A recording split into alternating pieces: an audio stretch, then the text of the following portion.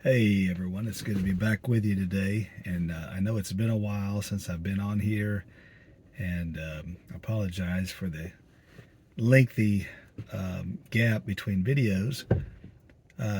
Really haven't had a whole lot to say, I guess, here lately. I seem like I go through spells where I have a lot to say, and then I go through spells where I'm kind of more quiet. I'll back off the channel for a little while, and then I'll gain my composure again and come back with more information. But here lately, I've been researching and studying a lot about the Enneagram. And there was a period of time about 2 years ago that I looked into it, 2 or 3 years ago. And even right after I found out I was INFJ, I think, I was honed in on the Enneagram and kind of took a peek into it then. And then here lately, I have dove in again.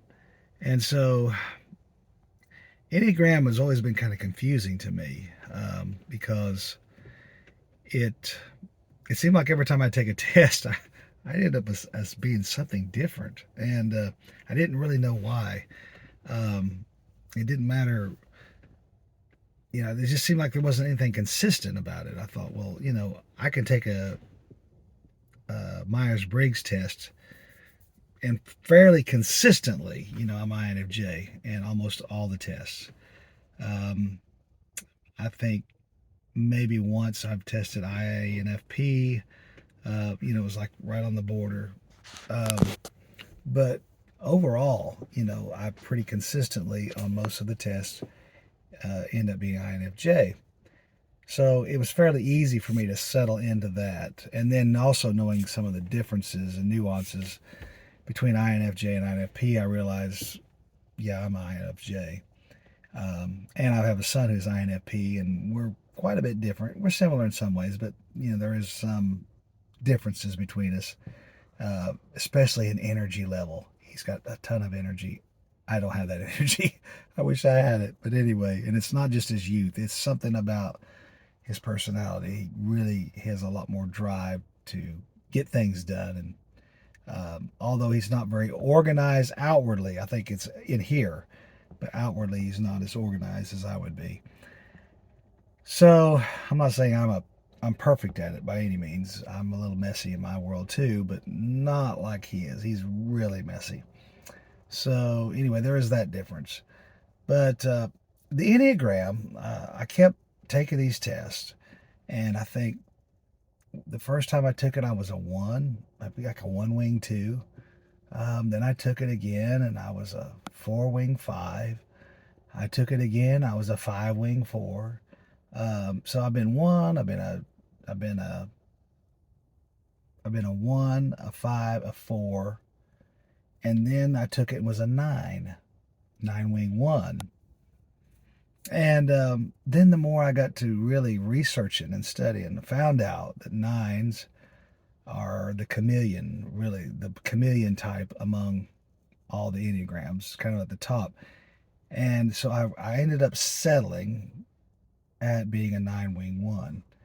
And pretty well understand that the nine can be really, depending on the day, I guess, and the mood and whatever, we can kind of depict all the types. Sometimes I can lean into an eight when I really want to, when I'm really aggravated, or so I'm triggered with, you know, people abusing people and being toxic, and I can lean over into the eight. Eights are very outspoken, very self-willed, very determined, and somewhat angry people. Um, so I can see sometimes where I can lean over into a six with our overthinking. There's just so much. And when I feel good, I'm healthy, I can tap into a three, which is a go-getter. That's somebody who gets things done, have a lot of energy. They accomplish their goals, and they're very, very much into the proactive, let's get going, get things done phase. So there's all that. And then, seven's a more happy-go-lucky party animal type person. And there's, sometimes I get in that mood. I just want to go have a good time.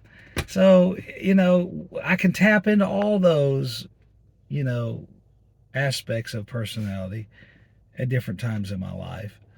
But I'd say the nine is really has a grounding in the peacemaking. I just want to get along with everybody, and I just want everybody to feel comfortable in my presence, and I want to be comfortable around everybody else. So there's a reciprocation of peace. We want peace. We love peace and harmony. And I think as a pastor, that has bode well for my ministry. Not that everybody always wants peace, but as a pastor, I certainly do. And so I can connect with those in the congregation who also want that same harmony and peace. And it gives a smooth dynamic. It's the people that don't want peace that usually end up going elsewhere. They'll end up leaving the church. If I'm pastoring, they're either going to get rid of me or they're going to leave. It's one of the two. So toxic people that don't want peace, they don't like a nine. They don't like to be around nines. And most of those people are either threes or sometimes sixes. Can be more covert, narcissist. Eights, just always upset, never satisfied, angry, I guess, all the time. So you got those people. So, but when it comes to the twos, who are very helpful, they're helpers, very empathetic. Ones are very traditional, very perfectionist. Um, I can lean into that, with regards to morals, perfection, holiness, living right, doing right, trying to do the right thing. Not that I'm perfect, please. I'm not. I'm not perfect, and I don't claim to be the most holy thing on the block. But I think I can lean into that tradition. There's part of that appeals to me. Um, but then again, there's also a lot of four in me that just loves adventure and things to be a little bit special and a little different. So I got that too. That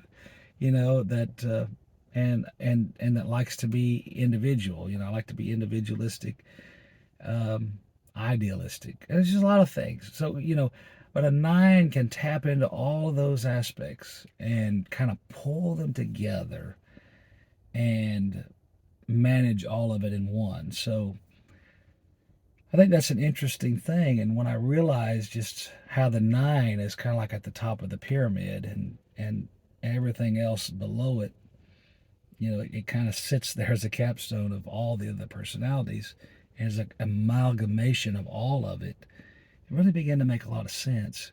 So, I know most INFJs, you're either a nine or a four, probably most of you. Um, there could be a few of you that are fives, but fives don't have the emotional energy or bandwidth that the most INFJs have.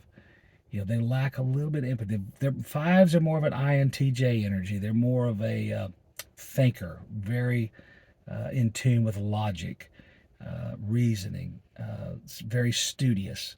They love to learn, but they lack in the emotion. Fours are very emotional, and the four wing five can be more melancholy. The four wing three is a more outgoing and very energetic. So you just have a lot of variations in the enneagram. But I don't know. I just was curious if some of you other INFJs have delved into the enneagram. Have you researched it? How are your results? What has that added to your life as far as understanding your personality, understanding your strengths, your weaknesses? I know with me, it has helped me to understand kind of the gist of the dynamic that I deal with personally, with trying to get along with people, wanting to keep the peace, striving to make harmony happen, and at any given moment, especially in ministry. And so, how has Enneagram affected you? Have you took the test? Do you know? Are you like me? I struggle. It took me about 3 years to finally settle on really what type I was in that. And for a long time, I just kind of threw it to the side and said, well, it don't really matter. I'll never figure the Enneagram out. But I think I finally kind of have come to a place. There for a while, I thought I was a four. I kind of felt like maybe I was. But then I realized, no, I'm not really. I mean, I like things special. I like to be a little different. I am a little into that as well, and I rank pretty high in the four. Even on my test that I passed as a nine, they took it. Figured out I was a nine. I have a lot of four in me. I've got a lot of that energy. Um, but at the same time, I really think that I've settled on the nine wing one. So the harmonious perfectionist. Not perfectionist, but I do strive to be, the best I can be. I'm not, like I said, I'm not perfect. But I do like tradition. I like a lot of things that other people may not be into. And it's odd because that kind of contradicts that the one and the four are a little bit kind of like at odds with each other. And it's funny how that can play out in us. We're kind of a paradox, you know. We're like a lone wolf in some ways, but yet we're traditional in others.